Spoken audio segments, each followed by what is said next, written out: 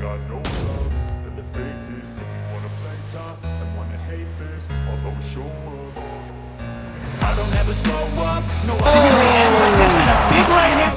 For the fakeness. If you wanna play tough and wanna hate this, I'll always show up and make a statement. I don't ever slow up. No, I don't take shit. I got no love for the fakeness. Well, ayun na nga kakwento. Sa pagkatalo ng ating mga pambato at magkaibigan na sina Jerwin Angas at Jonah Sultan sa kamay ng mga Hapones na sina Takuma Inoue na siya pa rin ang may hawak ng WBA Bantamweight World Title ngayon at sa bagitong mandirigmang Hapon na si Rico Masoda. Sa wakas, kinalabit na ng angas ng Pinas ang kanyang reaksyon sa mapait na sinapit ng ating mga kababayan na biglang lumuhod at gumulong pa habang namimilipit sa sakit.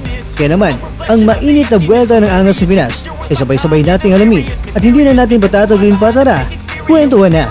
Pero yan si Takuma guys, wala talagang lakas yan. Ano lang yan, pang fighter lang yan ba? Walang lakas yan.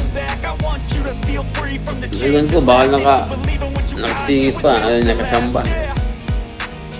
Lagay na natin chamba yun. Pero kami, mga boxer, alam namin, si Takuma Inoue, hindi knockout artist yan. Kung baga sa aming mga, kaya naman mga champion, yung si Takuma Inoue, mga 1/4% lang yan para sa amin. Wala pa yan sa kalingkingan namin mga mga immortal. So guys, ganun talaga yung laban.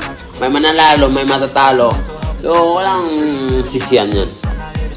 Alam niyo naman yung mga babayan natin mga lumalaban sa boxing, gusto talaga nilang manalo. Kaso lang, yung kalaban, pinaghandaan din sila.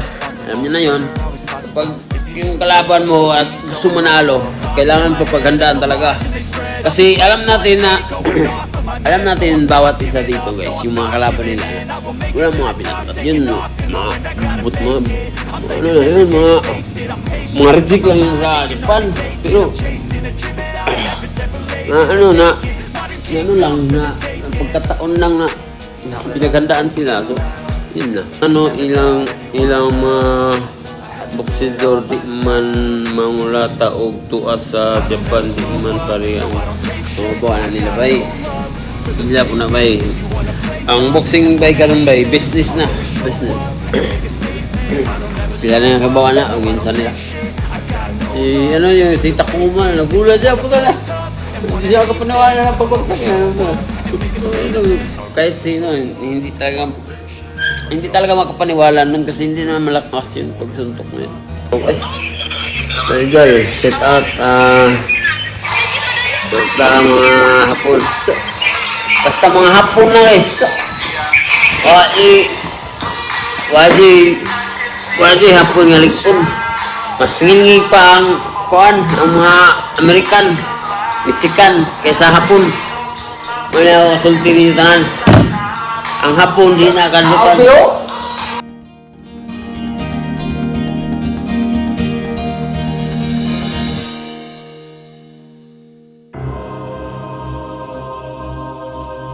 Mga kakwento, medyo hindi na maganda ito dahil tila ba ang bukang bibig na Kangkong Nation na sa kangkungan na ay dandahan na inaadobo ang mga kangkong at tanda ng kinakain sa pasimuno nang nagsasabi nito. Wala akong binanggit na pangalan pero baka alam niyo na kung sino. Hindi na kasi maganda ito mga kwento. Ilang veterano nating makaubayang mandirigma na kailanman sa kanilang karera ay hindi man lang bumagsak. Pero sa ngayon, sa round 1 pa lang, tila ba biglang umiyak, sabay gulong at namimilipit sa sakit dahil sa mapait na balisyat na kanyang sinapit. Habang ang isa naman ay ni kailanman hindi rin bumagsak ito kahit sino ang nakalaban niya noon ng mga malalakas na mga boksingero. Pero ganoon tuman, sa boxing ay meron talagang nagwawagi at merong natatalo. Pero ang malaga, sa huli ang ating makabalyero ay hindi kailanman dapat susuko. May mga malalaking laban pa ang mga paparating. Kaya laban lang mga kaubayan. At yan ang aming hiling. Ikaw kakwento, ano naman ang masasabi mo sa ating mga kaubayan sa dinanas silang masakit na kabiguan? Sige nga kabayan, paki-comment mo naman.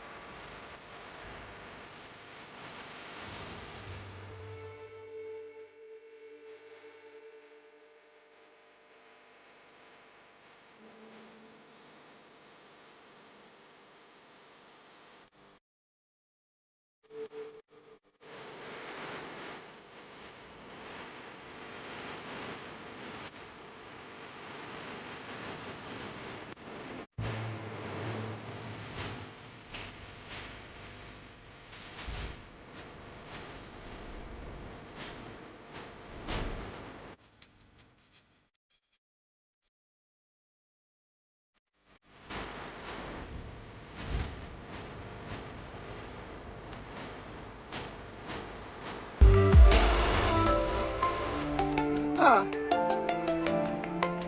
Naubusan ng gas bro eh. Malapit na. Papagod na rin yun. Yun.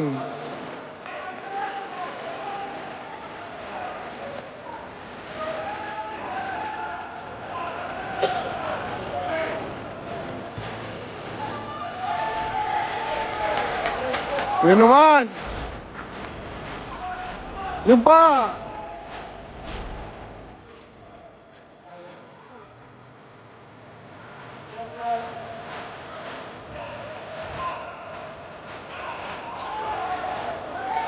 Wala. Yun! At dyan nagtatapos ang ating kwento.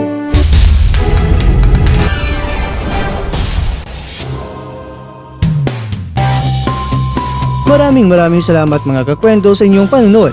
Pero baka naman mga kwento ay nagustuhan niyo po ang kwento natin ngayon. Baka pwede niyo po akong mabigyan dyan ng like, subscribe at pa-click na rin sa bell button. Pero bago tayo matapos mga kwento ay syempre, shoutout po muna tayo dyan sa ating mga kakwento. Kay kakwentong Boboy Abihar, kay kakwentong Aldrin Matalo, kay kakwentong Emilio Jr. Murguia, at ikaw kakwentong nanonood ngayon, shoutout sa dyan. Bueno, hanggang dito na po muna ang ating kwentuhan. At abangan nyo lang po ang ating susunod na video. At dito lang po yan sa isang channel na kung saan maaaring ito'y mga kwentong di pa na kwento sa inyo.